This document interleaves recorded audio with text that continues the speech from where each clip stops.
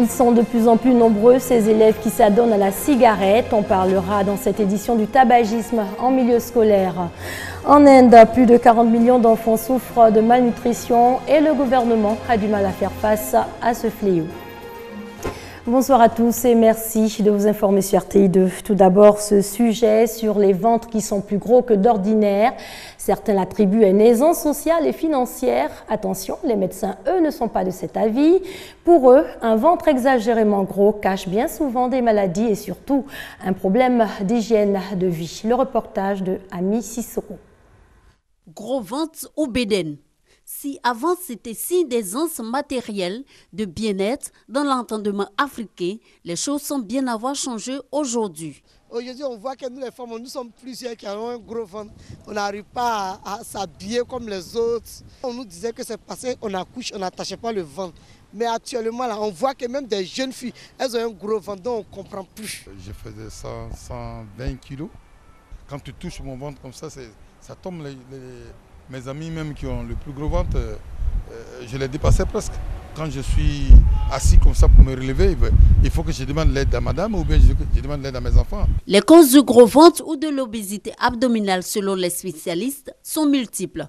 Les habitudes alimentaires et le manque d'activité physique y sont pour beaucoup. Il y a par exemple la sédentarité ou l'absence d'activité physique qui peut occasionner aussi un embonpoint abdominal ou encore la malbouffe ou le déséquilibre alimentaire. Il y a les facteurs génétiques et les facteurs hormonaux. Manger tardivement, lourd, gras, ce n'est pas très indiqué. Quand vous finissez de manger lourd ou bien gras, vous ne travaillez pas tout de suite. Vous allez tout de suite vous coucher. Ça se transforme en graisse et ces graisses se localisent au niveau de l'abdomen. L'obésité abdominale, même si elle n'est pas infectieuse, n'est pas sans risque. De nombreuses maladies y sont liées. Ce sont des patients qui vont ronfler la nuit. Sur le plan cardiovasculaire, cette obésité peut induire une hypertension artérielle. Sur le plan gynécologique, surtout pour les femmes, voilà, il y a ce qu'on appelle le syndrome des ovaires polykystiques qui peut être cause de stérilité chez la femme. L'une des complications majeures de l'obésité viscérale en particulier reste le diabète. Nous mesurons ce que nous appelons le tour de taille.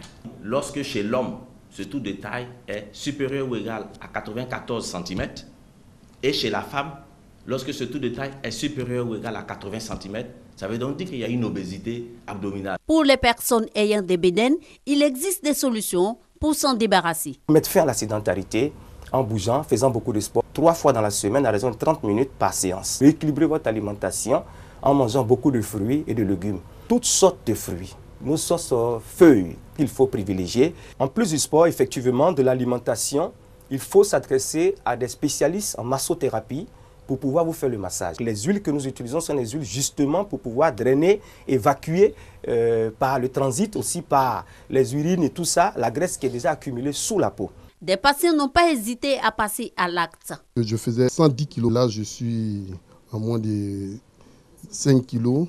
En moins de 2 semaines de séance. Depuis que j'ai commencé, je me sens très à l'aise. Pardon, je pesais 115 kilos. Aujourd'hui, je suis à 93 kilos. Je me sens très bien. Je me sens à l'aise et je suis libérée, je m'habille très bien. Arriver à un résultat satisfaisant, retrouver un ventre plat est donc possible. Cela demande certes des efforts, mais pour rester belle ou beau, le jeu en vaut la chandelle. Plus de 160 millions d'enfants souffrent de malnutrition dans le monde. En Inde, ils sont plus de 40 millions. Le gouvernement a bien du mal à faire face à ce fléau.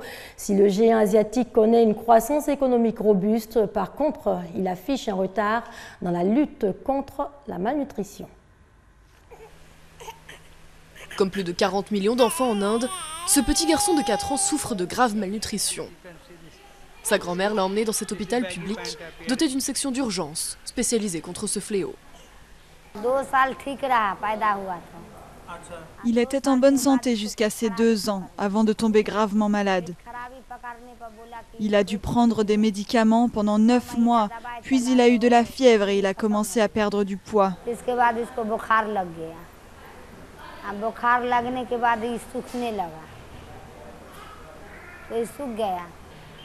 L'Inde ne compte que quelques unités comme celle-ci.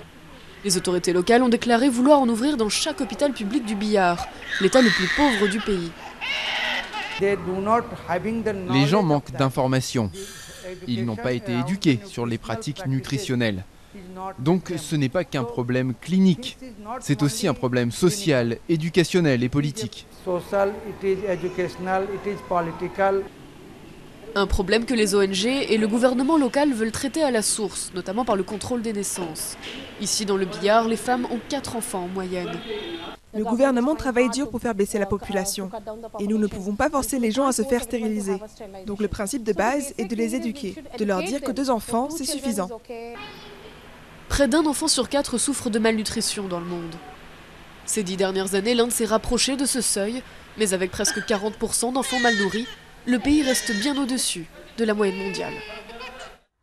On va s'intéresser à présent à un salon, celui des professionnels du high-tech et du tout connecté. Il s'agit du Consumer Electronics Show, un salon qui donne le tournis avec 200 000 mètres carrés, autant de visiteurs et 4 000 exposants. Visite guidée de l'exposition où de nombreuses innovations concernent la santé.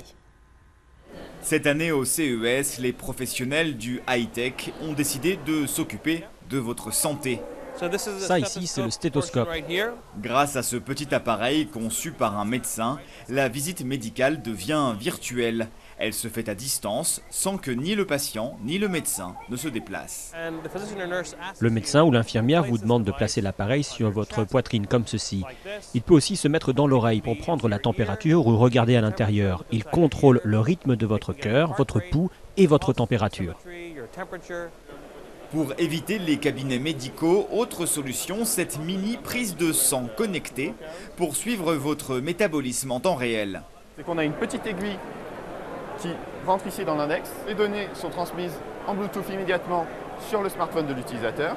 Donc ici, juste après ma mesure, je peux voir la dégradation de ma masse graisseuse et donc si l'effort que je viens d'effectuer a été efficace ou pas. Objectif, mieux connaître son corps en récoltant toujours plus de données et mieux prévenir la maladie. La prévention de l'apparition de maladies comme le diabète, des maladies cardiovasculaires, même un certain nombre de cancers. Devenir acteur de sa santé. Donc on est en train petit à petit de se diriger vers ça. Les bébés non plus n'échappent pas au tout connecté, avec ce patch thermomètre collé sous le bras pour surveiller la fièvre d'un enfant nuit et jour. Au lieu de faire un simple relevé de température, on a une vision continue, ce qui a plus de valeur parce que vous voyez les variations de température en temps réel. Les parents sont plus tranquilles. Il est tard, ils peuvent aller se coucher parce que notre thermomètre surveille la température de leur enfant. Et si elle montre qu'elle atteint un niveau d'alerte fixé par les parents, alors ils reçoivent une alerte et ils peuvent aller y jeter un coup d'œil.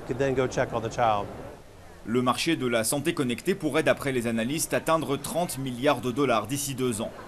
Seul obstacle, la confidentialité des données médicales impérative pour les utilisateurs. Les consommateurs sont d'accord pour partager leurs données s'ils ont l'impression que cela leur est utile. Mais quand il s'agit de leur santé, ils ne veulent partager leurs données qu'avec leur médecin. Au CES comme ailleurs, la meilleure prévention reste l'exercice physique. Les objets connectés pour mesurer son effort sont toujours les stars du salon. Le tabagisme en milieu scolaire ivoirien, en images, ils sont de plus en plus nombreux ces élèves qui s'adonnent à la cigarette. En 2003, ils constituaient plus de 20% de la population, selon les résultats d'une enquête menée par l'ONG Sauvons le Poumon. 13 ans plus tard, des chiffres à revoir à la hausse, toujours selon les experts. Regard sur ces jeunes fumeurs en milieu scolaire, le sujet de Chris Diomandé vous sera proposé dans nos prochaines éditions. On va parler des feux de brousse. Les mois de janvier, février et mars constituent pour les populations du centre et du nord de la Côte d'Ivoire une période d'angoisse. C'est à cette période que les feux de brousse font plus de ravages. Sensibilisation et création de pare-feux autour des villages et plantations. Cette année, les populations de Sakassou prennent toutes les dispositions pour éviter le pire. Kwadio Kwame et Soro Corona.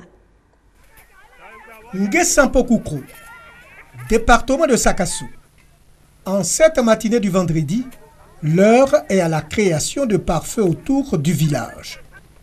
Au centre du pays, et en cette période, les feux de brousse font de nombreux dégâts. Dans les champs d'anarcade et de vivriers, les paysans sont à la tâche pour éviter toute surprise venant du feu. Des feux qui sont d'origines diverses. D'une manière générale, c'est d'origine anthropique du fait de l'homme. Les feux sont ici aussi des éleveurs. Il y a aussi des pyromanes, des gens qui aiment voir le feu. Il y a des jeunes chasseurs aussi qui ont la pratique du feu. Le premier trimestre de chaque année constitue un réel danger pour les populations rurales du centre et du nord de la Côte d'Ivoire. À Sakassou, 16 comités de lutte contre les feux de brousse sont installés en vue de sensibiliser les paysans sur les dangers des feux mal contrôlés. Ces comités villageois, dirigés par les chefs de village, se réunissent pour voir les dispositions à prendre pour empêcher les sinistres causés par les flammes. Pour ne pas être victime, cette année, nous avons pris des dispositions. Donc déjà, nous sommes en train de parquer nos cimetières et puis après nos champs en arcade.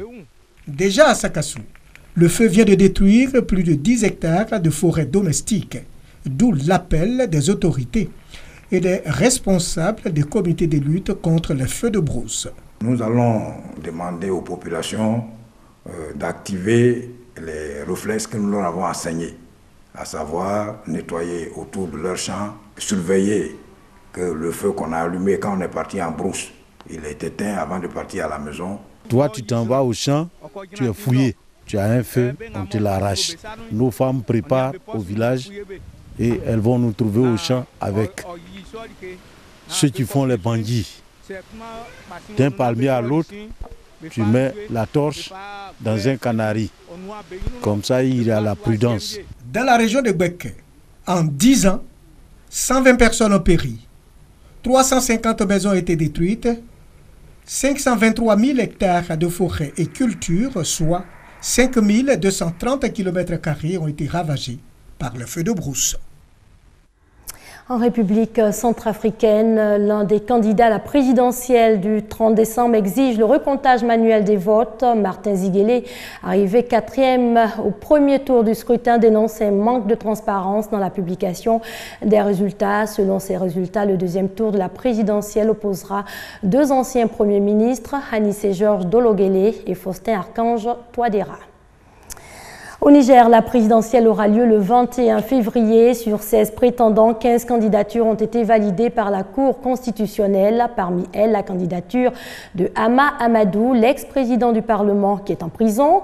Il sera impliqué dans une affaire présumée de trafic international de bébés nigérians. Et il n'y aura pas de liberté provisoire pour lui. Sa demande a été rejetée par la Cour d'appel de Niamey. David Bowie est mort. L'icône du rock britannique luttait depuis 18 mois contre un cancer. Le musicien et chanteur aux 140 millions d'albums vendus est décédé à l'âge de 69 ans. David Bowie est mort. Le musicien et chanteur, l'une des plus grandes stars de la pop, est décédé hier d'un cancer à 69 ans, 2 jours après la sortie de son 25e album, Black Star. L'homme aux 140 millions d'albums vendus était un touche-à-tout visionnaire qui aura influencé des générations d'artistes. Il a fait. Lionel Messi est sacré Ballon d'Or pour la 5e fois de sa carrière. La cérémonie du Ballon d'Or 2015 organisée en Suisse par la FIFA a dévoilé ce soir le meilleur joueur du monde. À 28 ans, l'Argentin est détenteur du record des titres 2009, 2010, 2011 et 2012. Messi était en compétition avec le Brésilien Neymar et le Portugais Cristiano Ronaldo. C'est la fin de cette édition. Merci à vous de l'avoir suivi. Excellente soirée sur les antennes de la RTI, la marque du service public.